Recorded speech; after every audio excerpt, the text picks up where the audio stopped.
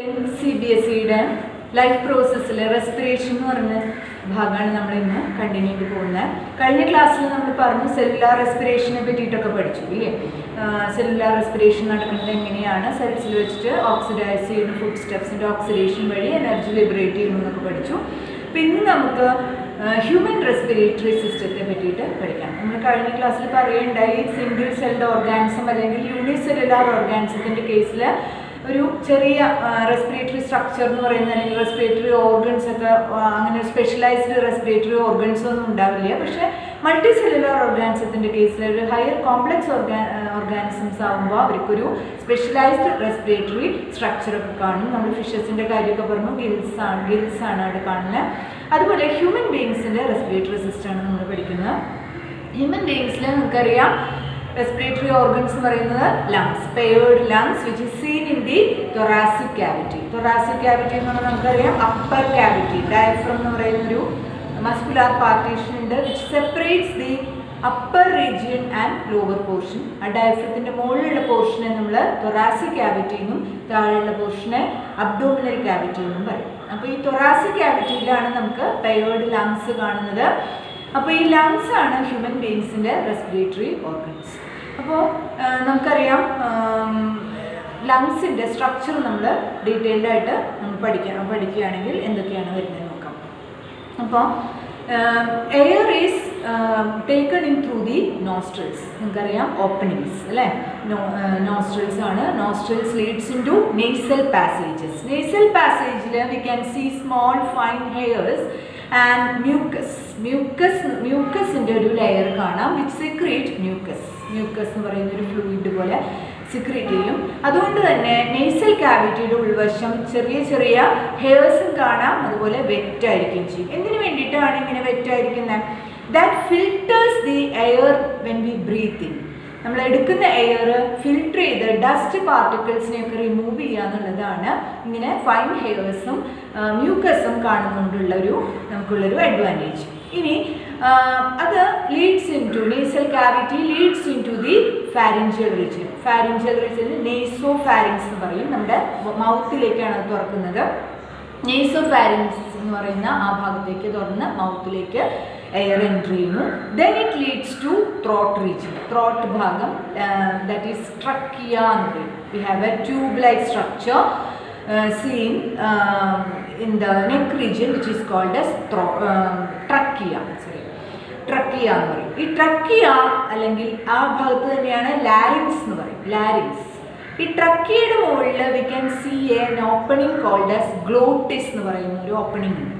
ഈ ഗ്ലോട്ടിസിലൂടെയാണ് എയർ പിന്നെ ട്രക്കിയൽ ട്യൂബിലേക്ക് എൻട്രി ചെയ്യുന്നത്. Glottis is covered by a lid like structure. ഒരു അടപ്പ് പോലുള്ളൊരു ഭാഗം ഗ്ലോട്ടിസിൻ്റെ പുറമെ കാണാം which is called as epiglottis എന്ന് പറയും. അപ്പോൾ ഈ epiglottis always when we inhale air epiglottis open, ആ ലിഡ് ഓപ്പൺ ആവും, air enters through the tracheal tube. When we take food, നമ്മൾ ഫുഡ് കഴിക്കുന്ന സമയത്താണെങ്കിൽ എസോഫേഗസിലൂടെ ഫുഡ് കഴിക്കുന്ന സമയത്താണെങ്കിൽ ഈ ഗ്ലോട്ടിസിൻ്റെ മുകളിൽ കവർ ചെയ്ത് അടച്ചിരിക്കും. അപ്പോൾ ഒരിക്കലും നമുക്ക് കഴിക്കുന്ന ഫുഡ് ട്രക്കിയൽ ട്യൂബിലേക്ക് അല്ലെങ്കിൽ റെസ്പിറേറ്ററി പാസേജിലേക്ക് എൻ്റർ ചെയ്യാതെ സഹായിക്കുന്നത് ഈ എപ്പിഗ്ലോട്ടിസ് ആണ്. ഇനി ഈ ട്രക്കിയൽ ട്യൂബ്സ് എന്ന് പറയുന്നത് it is supported by cartilaginous C shaped cartilaginous rings അല്ലെങ്കിൽ ഇൻകംപ്ലീറ്റ് റിംഗ് ആയിട്ടാണ്, കാർട്ടിലേജിനസ് റിംഗ് ആയിട്ടാണ് കാണുന്നത്. എന്തിനു വേണ്ടിയിട്ടാന്ന് വെച്ച് കഴിഞ്ഞാൽ ഈ air when we inhale air ഈ എയർ പാസേജ് കൊളാപ്സ് ആയി പോവാതിരിക്കാൻ ഇങ്ങനെ ഒരു റിംഗ് ലൈക്ക് സ്ട്രക്ചറിൽ അത് സ്ട്രോങ് ആയിട്ട് നിൽക്കാൻ വേണ്ടിയിട്ട് തന്നെയാണ് ഈ കാർട്ടിലേജിനസ് സ്ട്രക്ചേഴ്സ് നമുക്ക് കാണാനായിട്ട് സാധിക്കും. ഇനി അടുത്ത ഭാഗം എന്ന് പറയുന്നത്, അപ്പം നമ്മൾ നേസൽ ക്യാവിറ്റിയിലൂടെ എയർ എൻട്രി ചെയ്തു, then into the nasopharyngeal region, then to trachea.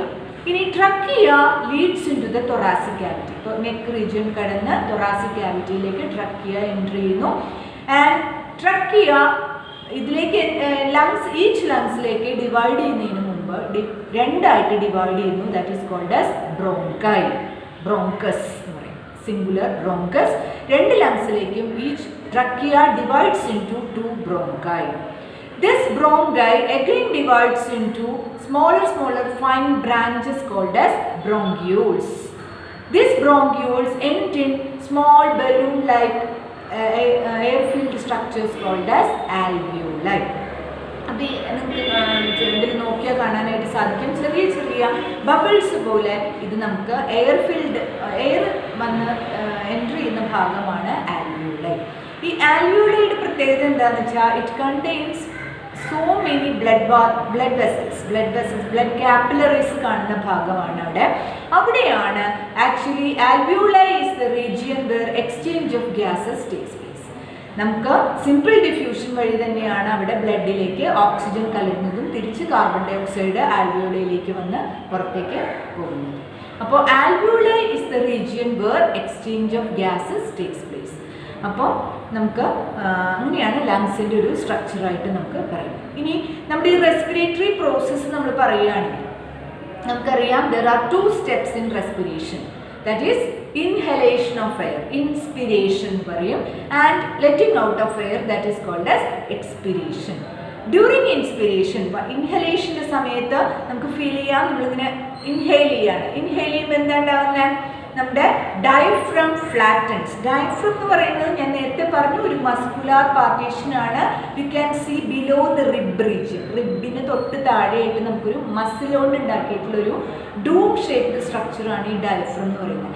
When we inhale air, this diaphragm flattens. Diaphragm ഇങ്ങനെ സ്ട്രെയിറ്റ് ആയിട്ട് വരും. പിന്നെ നമ്മുടെ റിബ് എൻഹാൻസസ് അല്ലെങ്കിൽ റേസ് ചെയ്യും. റിബ് റേസ് ചെയ്യുമ്പോൾ നമുക്ക് നമ്മൾ ഇൻഹെയിൽ ചെയ്ത് നോക്കുമ്പോൾ അറിയാൻ പറ്റും നമ്മുടെ റിബ് ഇങ്ങനെ ഉയർന്നു വരികയാണ് ചെയ്യുന്നത്.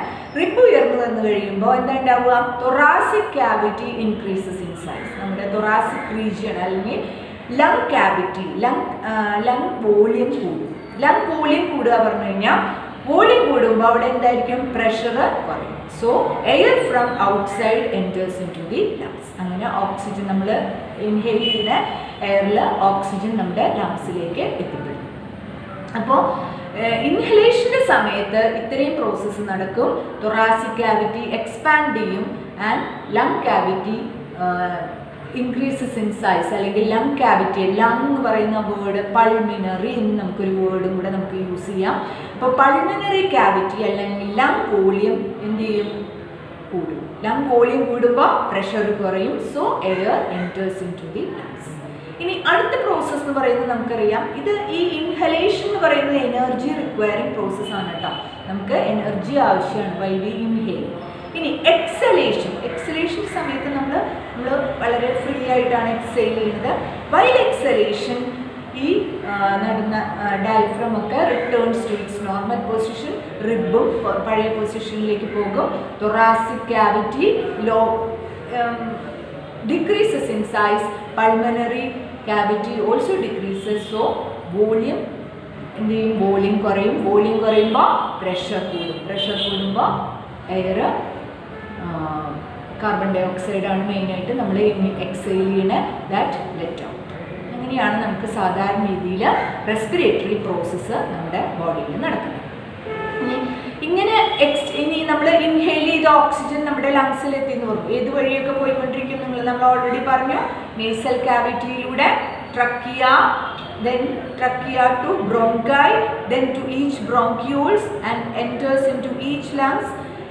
അവിടെ വെച്ചിട്ട് ആൽവിയോളയിൽ എത്തുമ്പോൾ ആൽവിയോളയിൽ നിന്നാണ് എന്ത് നടക്കുന്ന എക്സ്ചേഞ്ച് ഓഫ് ഗ്യാസസ് നമുക്ക് നടക്കുന്നത്.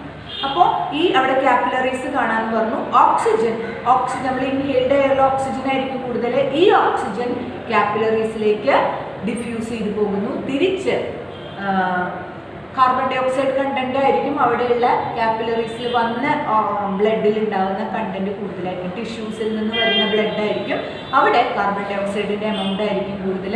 അത് ആൽവിയോളയിലേക്ക് വന്ന് തിരിച്ച് ഈ വന്ന പാസേജ് വഴി തന്നെ പുറത്തേക്ക്.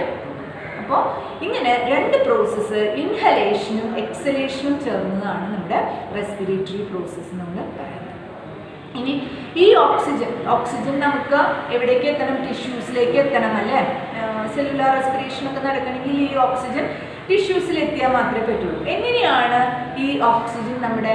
ഇനി ഒരു കാര്യം കൂടി ഉണ്ട്. ദാറ്റ് ഈസ് നമ്മളിപ്പോൾ എത്ര ഫോഴ്സ്ഫുള്ളി എക്സ്പയർ ചെയ്താലും ഇൻഹെയിൽ ചെയ്താലും നമ്മുടെ ലങ്സിനുള്ളിൽ ഒരു റെസിഡ്യുവൽ വോളിയം വോളിയം എന്ന് പറഞ്ഞിട്ട് ഒരു എയർ എപ്പോഴും തങ്ങി നിൽക്കും. റെസിഡ്യൂവൽ വോളിയം എന്ന് പറയുന്നത് the amount of air remains in the lungs even after A forceful expiration. നമ്മൾ എത്ര ശക്തി എടുത്തിട്ട് പുറത്തേക്ക് നമ്മൾ ഫോഴ്സ്ഫുള്ളി എക്സ്പയർ ചെയ്താലും കുറച്ച് എയർ ലങ്സിൽ റിമെയിൻ ചെയ്തിരിക്കും. That is called as residual volume. ഈ റെസിഡ്യൂവൽ വോളിയം എന്തിനാണെന്ന് വെച്ച് കഴിഞ്ഞാൽ അത് നമുക്ക് സഫിഷ്യൻറ്റ് ടൈം കിട്ടും. It helps sufficient time for absorption of oxygen and letting out carbon dioxide. അതിന് വേണ്ടിയിട്ടാണ് അങ്ങനെ ഒരു റെസിഡ്യൂവൽ വോളിയം നമ്മുടെ ലങ്ങിൽ കാണുന്നത്. ഇനി ഈ ഞാൻ നേരത്തെ പറഞ്ഞു ടിഷ്യൂസിലെത്തിയാൽ മാത്രമേ നമ്മൾ ഇൻഹെയിൽ ചെയ്ത ഓക്സിജൻ ടിഷ്യൂസിലെത്തിയാൽ മാത്രമാണ് നമുക്ക് എന്ത് നടക്കുന്ന സെല്ലുലാർ റെസ്പിറേഷൻ അല്ലെങ്കിൽ ഓക്സിഡേഷൻ ഓഫ് ഫുഡ് സ്റ്റഫ്സ് നടക്കുള്ളൂ. ഇതെന്താ എങ്ങനെയാണത് ടിഷ്യൂസിലേക്ക് എത്തുന്നത്? നമുക്കൊരു ബോഡി ഫ്ലൂയിഡ് ഉണ്ട്, അല്ലെങ്കിൽ ഒരു ട്രാൻസ്പോർട്ടേഷൻ മെക്കാനിസം വഴിയാണ് നമ്മുടെ ഈ എയർ നമ്മുടെ ടിഷ്യൂസിലേക്ക് എത്തുന്നത്, ഈ ഓക്സിജൻ ടിഷ്യൂസിലേക്ക് എത്തുന്നത്. ആ ട്രാൻസ്പോർട്ടിംഗ് മെക്കാനിസം എന്ന് പറയുന്നത് നമ്മുടെ ബോഡി ഫ്ലൂയിഡ് തന്നെയാണ്. നമുക്ക് എല്ലാവർക്കും അറിയാം ഹ്യൂമൻ ബീയിങ്സിലെ ബോഡി ഫ്ലൂയിഡ് എന്ന് പറയുന്നത് ബ്ലഡാണ്. ദാറ്റ് ഈസ് ബ്ലഡ് സെൽസും പ്ലാസ്മയും വാട്ടറി പോർഷനായിട്ടുള്ള പ്ലാസ്മയും ഒക്കെ ചേർന്നതാണ് ബ്ലഡ്. ഇതിൽ നമുക്ക് ഈ ഓക്സിജനെ കൊണ്ടുപോകാൻ വേണ്ടിയിട്ട് we have a respiratory pigment called as haemoglobin, which is a red pigment and it is seen inside the red blood cells, എറിത്രോസൈറ്റ്സിനുള്ളിലാണ്. അപ്പം നമ്മുടെ ബ്ലഡിൽ 3 തരം സെൽസ് ഒക്കെ ഉണ്ട് കേട്ടോ. RBC, WBC, പ്ലേറ്റ്ലെറ്റ് എന്നൊക്കെ പറഞ്ഞ് നമുക്ക് കേട്ട് കാണും. ഇതിൽ RBCയുടെ ഉള്ളിൽ കാണുന്ന റെസ്പിറേറ്ററി പിഗ്മെൻ്റ് ആയിട്ടുള്ള ഹീമോഗ്ലോബിനാണ് ഈ ഓക്സിജനെ ക്യാരി ചെയ്ത് ടിഷ്യൂസിലേക്ക് എത്തിക്കുന്നത്. അപ്പോൾ ഈ ടിഷ്യൂസിലെത്തി നമ്മൾ ഈ ബ്ലഡിലേക്ക് കലർന്നു കഴിയുമ്പോൾ ഓക്സിജൻ ഹീമോഗ്ലോബിനുമായിട്ട് ബൈൻഡ് ചെയ്ത് ഓക്സി ഹീമോഗ്ലോബിനായിട്ട് മാറുന്നു and it reaches the tissues. ഇനി ടിഷ്യൂസിൽ നിന്നുള്ള കാർബൺ ഡൈ ഓക്സൈഡിനെ തിരിച്ച് കാർബൺ ഡൈ ഓക്സൈഡിൻ്റെ ട്രാൻസ്പോർട്ടും ഇങ്ങനെ നടന്ന് പുറത്തേക്ക് കളയുകയാണ് ചെയ്യുന്നത്. ഇനി ഓക്സിജന് നമുക്ക് ഹീമോഗ്ലോബിൻ്റെ കാര്യം പറയുകയാണെങ്കിൽ ഹീമോഗ്ലോബിന് മോർ അഫിനിറ്റി കാർബൺ ഡൈ ഓക്സൈഡുമായിട്ടാണ് കേട്ടോ. എന്നാലും ഓക്സിജൻ ഹീമോഗ്ലോബിനുമായിട്ട് ബൈൻഡ് ചെയ്യുന്നു. അങ്ങനെ ഓക്സി ഹീമോഗ്ലോബിനായിട്ടത് പോയിക്കൊണ്ടിരിക്കുന്നു.